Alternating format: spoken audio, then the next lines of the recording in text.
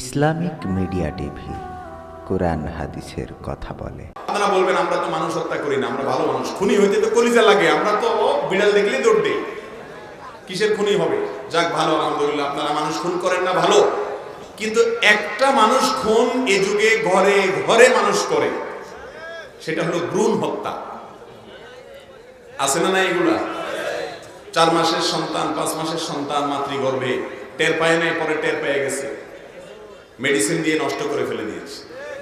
এটাও মানুষ খুন করা, এটাও মানুষ। বহু ভদ্রবেশী নামাজি মানুষ আপনি খুনি, আপনি খুন করেছেন, আপনি আপনার সন্তানকে হত্যা করেছেন, ভ্রূণ হত্যা করেছেন। আছে না নাই আমাদের মধ্যে? আপনার যদি কোনো সন্তান এখন এই মুহূর্তে জন্ম হলে সমস্যা হয়, আপনার স্ত্রী শারীরিকভাবে তিনি ফিট না, তিনি অসুস্থ, বা এমন কোনো জায়গায় আছেন এখন সন্তানকে মানুষ করতে পারছেন না, পারিপার্শ্বিক কোনো কারণে এই মুহূর্তে সন্তান দুনিয়াতে আসাটা আপনার জন্য সুবিধাজনক না, আপনি আগে থেকে জন্ম নিয়ন্ত্রণ করেন, এটা জায়েজ আছে শর্ত সাপেক্ষে। 1, স্থায়ীভাবে জন্ম নিয়ন্ত্রণ করবেন না, লাইগেশন করবেন না, অস্থায়ীভাবে করবেন। নাম্বার 2, রিজিকের অভাবে কি খাওয়াবো সেই চিন্তা করবেন না, কারণ আল্লাহ বলেছেন লা তাকতুলু আওলাদাকুম খাশিয়াতা ইমলাক, তোমরা তোমাদের সন্তানদেরকে রিজিকের ভয়ে হত্যা করো না।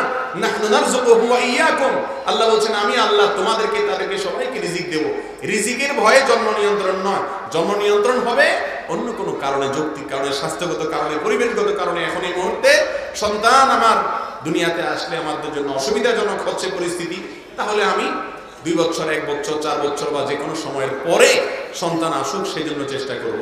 এভাবে জন্ম নিয়ন্ত্রণ করা অবশ্যই কি আছে, জায়েজ আছে।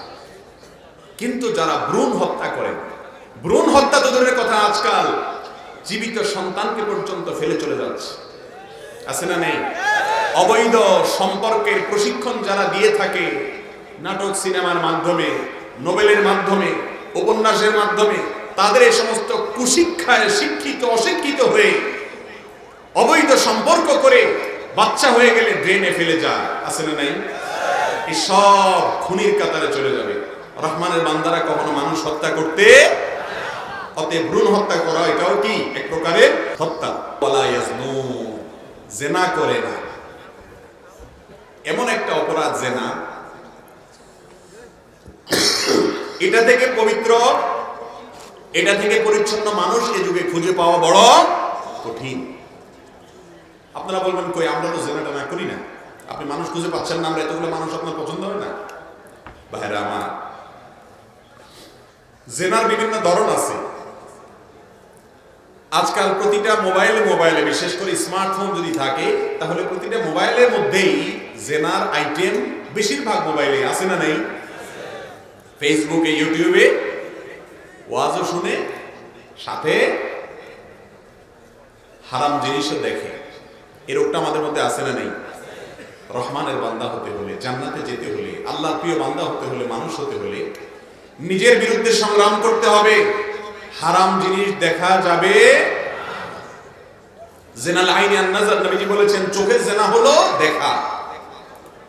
আগে তো সিনেমা হলে গিয়ে দেখতে হতো, এই জন্য হুজুররা বা টুপি মাথায় দিয়া মনে চাইলেও যাইতে পারতো না। ঠিক না বেঠিক? শয়তান বলে আমার দলে লোক কম হয়ে যাচ্ছে, সবাইকে নেওয়া যায় না, মুরব্বীরা যেতে চায় না, যে সে যায় না সিনেমাতে, মুসিবত। এই জন্য শয়তান সিনেমা বলে দিয়েছে মোবাইলের মধ্যে, যে কষ্ট করে আর টিকিট খরচ করে সিনেমা দেখার দরকার নাই, তোমার পকেটে সিনেমা দিয়ে দিছি, সারাদিন দেখো আর জাহান্নামে যাও, দেখো আর জাহান্নাম নিশ্চিত করো, টিকিট বুকিং দাও। ঠিক না বেঠিক? আল্লাহ তাআলা আমাদেরকে এই অপরাধ থেকে বেঁচে থাকার তৌফিক দান করুন। এটা অনেক কঠিন কাজ, এই সংগ্রাম অনেক কঠিন। নিজের মোবাইলকে হারাম থেকে পরিচ্ছন্ন রাখা, হারাম কোনো কিছু না দেখা অনলাইনে অফলাইনে, এটা ঈমানের পরিচয় দিতে হয়। এরকম ঈমানদার মানুষ বড় কঠিন। নামাজি রোজাদার পাবেন, কিন্তু লুকিয়ে লুকিয়ে একাকিও হারাম জিনিস দেখে না এমন মানুষ পাওয়া আজ বড় কঠিন। এটা মহামারী হয়ে গেছে, এটা থেকে চাইলেও বাঁচতে পারে। একা একা কেউ দেখে না, শয়তান ফুসলা একটু দেখে নেয়। এই রোগটা আমাদের মধ্যে আছে না নাই? আল্লাহ তাআলা আমাদের সবাইকে হেফাজত করুন। রহমানের বান্দাদের 8 নম্বরের বৈশিষ্ট্য হলো তারা জিনা করে না। 9 নম্বরের বৈশিষ্ট্য হলো তারা তওবা করে। যদি কখনো অপরাধ হয়ে যায় সঙ্গে সঙ্গে অস্থির হয়ে যায়। অনেক মানুষ আছে যারা অপরাধ করার পর গুনাহ করে ফেলেছেন, কিন্তু গুনাহ করে শেষ করার পর যখন সম্বিত ফিরে আসে, চৈতন্য ফিরে আসে, তখন তিনি আফসোস করেন এবং মনে মনে আল্লাহর কাছে লজ্জিত হন, ক্ষমা চাইতে থাকেন, নিজেকে ভৎসনা করেন। এই ব্যক্তিদের নফসকে বলা হয় নফসে লাওয়ামা, যার প্রবৃত্তি তাকে ভৎসনা করেন, কেন তুমি এই ছোট কাজটা করলে, কেন এই হারাম কাজটা করলে, আল্লাহকে নারাজ করলাম। এরকম নিজের ভেতরে যদি অপরাধের অদৃশ্য দাহন নিজেকে জ্বালাতে থাকে এবং ভয়ে আল্লাহর কাছে তওবা করেন, এই তওবার গুণটা যাদের মধ্যে থাকবে, অন্যায় হলে সাথে সাথে মাপ চেয়ে আল্লাহর কাছে ক্ষমা চেয়ে আল্লাহর কাছে ফিরে যাওয়া, এই গুণটা হলো রহমানের বান্দাদের 9 নম্বরের গুণ। আর 10 নম্বর হলো ওয়াল্লাযীনা লা ইয়াশহাদুনা যুর, যারা মিথ্যা সাক্ষ্য দেয় না। রহমানের বান্দারা মিথ্যা সাক্ষ্য, আপনারা বলবেন ভাই কি বলেন না বলেন, মিথ্যা সাক্ষ্য আমরা কোত্থেকে দেবো, আদালতে জীবনই যাই নাই, মিথ্যা সাক্ষ্য দেবে কেমন? আমরা তো রহমানের বান্দা এমনি হয়ে রয়েছে। আমি দেখাই কিভাবে মিথ্যা সাক্ষ্য দেন বা আমরা দেই। একজন দোকানদার তার একজন কাস্টমার এসে জিজ্ঞেস করছে, ভাই এই মালটা ভালো হবে? আপনি বললেন ভালো হবে মানে ভাই, আমার বাসায় নিয়ে গেছি আমি একটা, খুব ভালো ভাই, আমি নিজে ব্যবহার করি। ডাহা মিথ্যা কথা। এরকম রোগ আছে না নাই আমাদের মধ্যে? আপনি জানেন জিনিসটা 2 নম্বর বলছেন, না ভাই 1 নম্বর। এটাকে বলে মিথ্যা সাক্ষ্য দেওয়া। আপনার এই কথা বলাটা এটা সার্টিফিকেট, ভালো বললেন আপনি, এটা একটা সাক্ষ্য। এই মিথ্যা সাক্ষ্যটা আমরা অহরহ দিচ্ছি কি দিচ্ছি না? বিয়ের জন্য আসছে আপনার ভাতিজি আপনার ভাগ্নির সাথে, দোষ ত্রুটি যা আছে সব লুকাই দিয়ে বলতেছেন ওর মতো মানুষ হয় না, একদম রাবে অবস্থা, ফেরেশতার মতো। আপনি জানেন বহুত আকাম কুকাম করে ধরা পড়ছে, কিন্তু আপনি লুকায়া সত্য কথাটাকে গোপন করে মিথ্যা তথ্য দিলেন, এটা মিথ্যা সাক্ষ্য দেওয়া। আছে না নাই আমাদের মধ্যে? আর একটা মিথ্যা সাক্ষ্য, তো এটা থেকে বাঁচার লোক তো পাওয়া কঠিন, বিশেষ করে যুবকরা। পরীক্ষার হলে নকল করে পাশ করছেন, চুরি করে দেখে পাশ করছেন, মাদ্রাসা পড়ছেন আর স্কুলে পড়ছেন, যাই করছেন, সার্টিফিকেট নিয়ে নিছেন, আমি এই গ্রেড পাইছি, প্লাস পাইছি, অমুক পাইছি, তমুক পাইছি। আসলে আপনি এটা পান নাই, আপনি চুরি করে পাশ করছেন। এই সার্টিফিকেট, এটা আপনার জন্য সাক্ষ্য, এটা আপনার জন্য একটা কি, এই সার্টিফিকেটটা আপনার জন্য সাক্ষী। আপনি যে সার্টিফিকেট নিয়ে গেলে এটা মিথ্যা, আপনি আসলে এটার উপযুক্ত না। এই রোগটা আমাদের মধ্যে আছে না নাই? আল্লাহর প্রিয় বান্দারা, রহমানের প্রিয় বান্দারা কখনো মিথ্যা সাক্ষ্য দিতে পারে। আমরা যখন হাতিয়াতে মাদ্রাসায় পড়ি, আমার মনে আছে নীতি নৈতিকতায় এই পরিমাণ বলিয়ান ছিলেন, তখন দেখেছি মাদ্রাসার ছাত্র ভাইদেরকে, আমি ছোট ছিলাম, বড় ভাইদেরকে এবং সবাইকে দেখেছি, ওস্তাদ ডেকে এনে বললেন, বাবা প্রশ্ন লিখে নাও খাতায়। তো ছাত্ররা লিখে নিয়েছে, সব ছাত্রদের ক্ষেত্রে একই কথা বলা, 400-500 ছাত্র ছিল মাদ্রাসা। প্রত্যেক ক্লাসের ছাত্রদেরকে ডেকে এনে ওস্তাদ বলতেন প্রশ্ন লেখো, 1, 2, 3 প্রশ্ন লিখে দিয়েছে। এবার বলেন যাও রুমে যে 3 ঘন্টা সময়, 4 ঘন্টা সময় আছে, এর মধ্যে উত্তর লিখে নিয়ে আসো। ছাত্ররা গিয়ে রুম থেকে উত্তর লিখে নিয়ে আসছে, কেউ কিতাব খোলে, বই খুলে কেউ দেখে নেই। এগুলো তো এখন রূপকথার গল্পের মতো মনে হবে, তাই না? এত মনিটরিং এর পরেও নকল তো নকল, চুরির উপরে সিনা চুরি থাকলে সেটাও হয়, ঠিক না বে ঠিক? নীতি নৈতিকতা হারিয়ে গেছে। রহমানের বান্দা হতে হলে মিথ্যা সাক্ষ্য দেওয়া যাবে। আল্লাহ তাআলা আমাদেরকে মিথ্যা থেকে বেঁচে থাকার তৌফিক দান করুন। এই যে মিথ্যা সাক্ষ্যগুলোর আইটেমের কথা বলছেন, অনেক দাড়িওয়ালা, টুপিওয়ালা, মাহফিল শুনতে শুনতে কান ঝালা ফালা, কোন হুজুর কি ওয়াজ করছে লাইন সহ মুখস্থ, কিন্তু এই আকাম কুকাম গুলা তলে তলে করি আমরা, আছে না নাই বলে?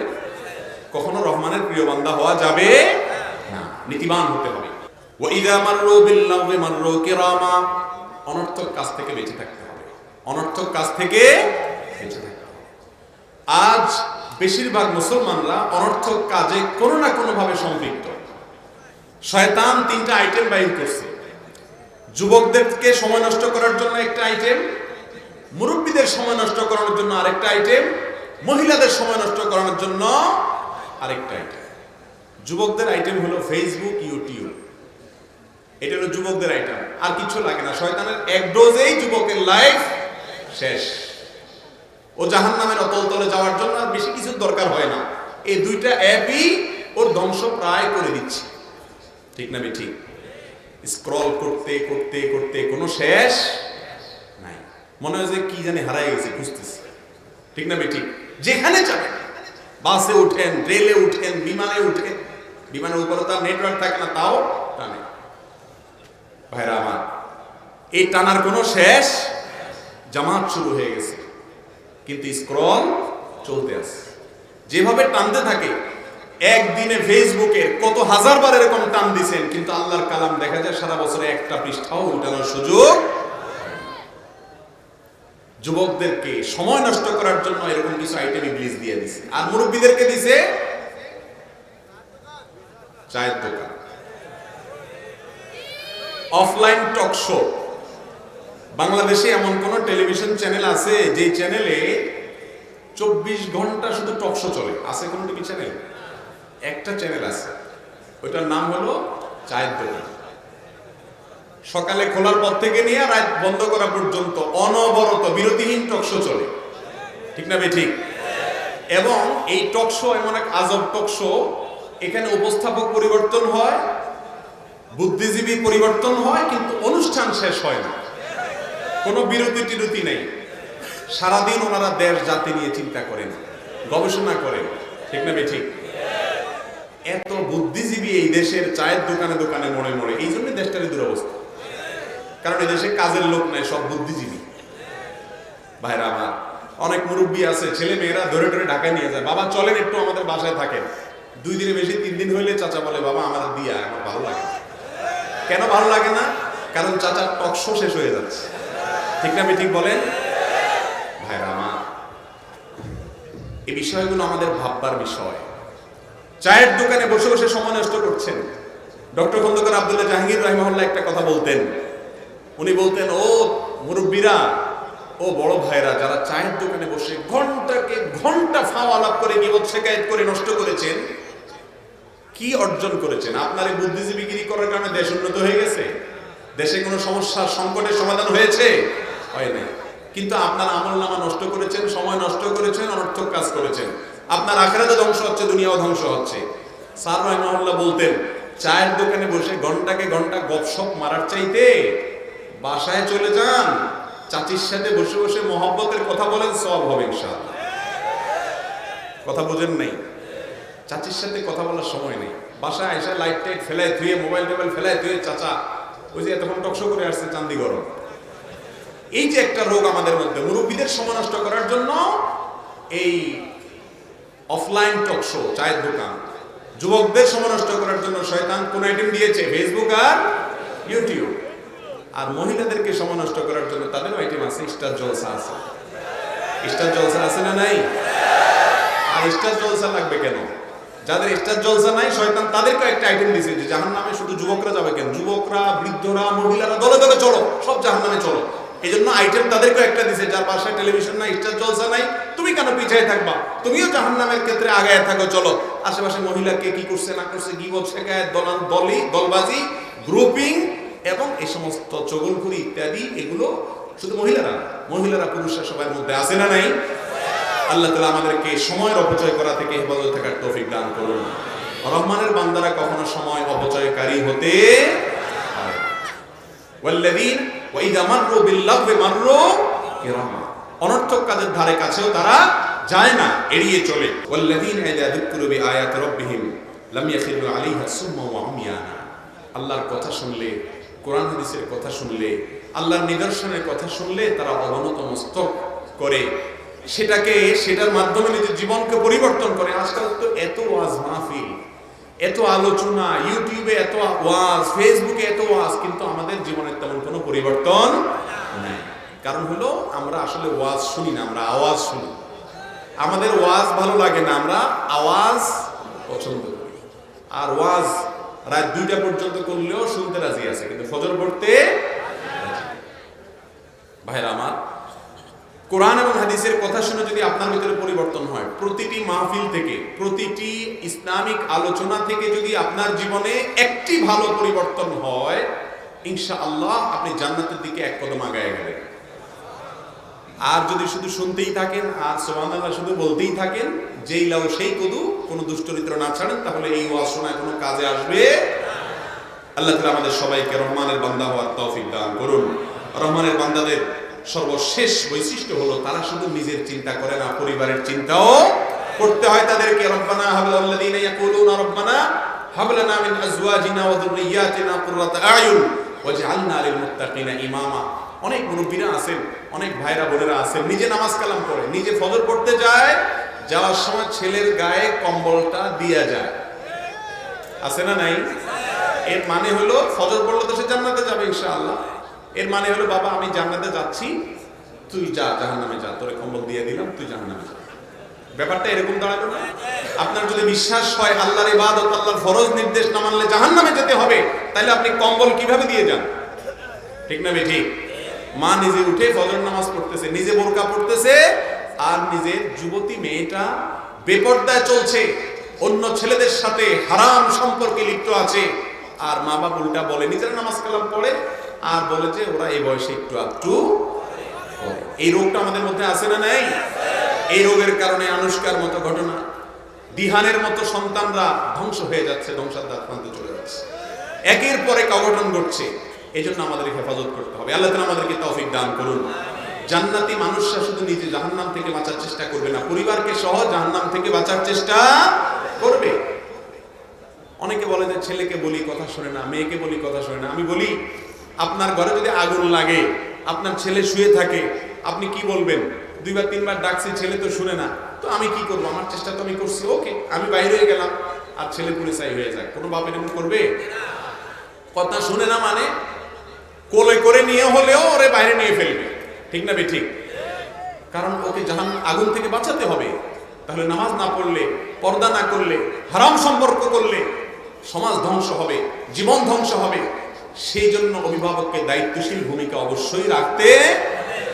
আজ আমাদের দেশে যে কিশোর গ্যাং দেখতে পাচ্ছি, অপরাধের প্রবণতা দেখতে পাচ্ছি বাচ্চাদের মধ্যে পর্যন্ত, এখান থেকে উত্তরণের সবচেয়ে বড় এবং সহজ পথ হলো পরিবার থেকে ধর্মীয় শিক্ষা, ইসলামী শিক্ষা দেওয়া। আজকাল বাপ মা ছেলে মেয়েরা ইংরেজি বললে অনেক খুশি, মাশাআল্লাহ, ভালো কথা, ইংরেজি জানা দরকার আছে, মুসলমান সব জ্ঞান বিজ্ঞানে আগাইতে হবে, দোষের কিছু নেই। কিন্তু সন্তানকে আল্লাহর সঙ্গে পরিচিত করাচ্ছে আপনার বাবা মা, আপনাকে ইসলাম দিয়ে গেছে, আপনি আপনার সন্তানকে যদি দিয়ে না যান, পরবর্তী জেনারেশনের মধ্যে যদি গ্যাপ তৈরি হয়, কিয়ামতের দিন আল্লাহর কাছে আসামির কাজ গড়ায় আপনাকে দাঁড়াতে।